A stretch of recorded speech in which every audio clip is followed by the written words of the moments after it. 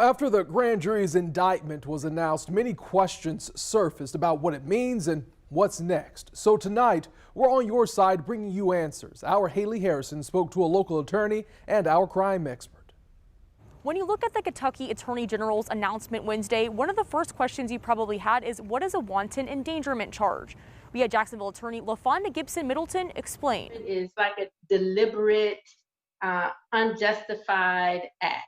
In this case, wanton endangerment was against the occupants of the apartment, I believe that was next door to Breonna Taylor. For now, at least, no one is being charged with any crime directly involving Breonna Taylor's death. However, last week, Taylor's family was awarded $12 million in a civil suit settlement with the city of Louisville for, quote, wrongful death. There's a difference in a criminal act and a civil act.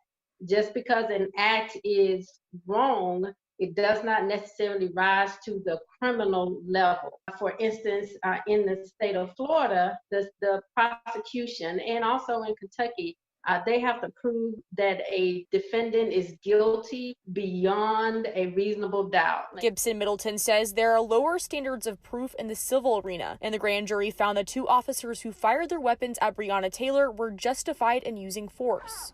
With Taylor's death at the forefront of protests in America, how does this case speak to the changing face of law enforcement? I worked for a sheriff who did not believe in executing search warrants while people occupied the residences of where we were to execute the warrant. I thought that was a pretty good policy. There's no amount of drugs or contraband inside a residence that's worth dying over on either side. First Coast News crime analyst Mark Bachman says the way law enforcement agencies serve warrants is changing. Coming up with sound operational plans, finding alternative methods, those are good measures, I think, to put in place.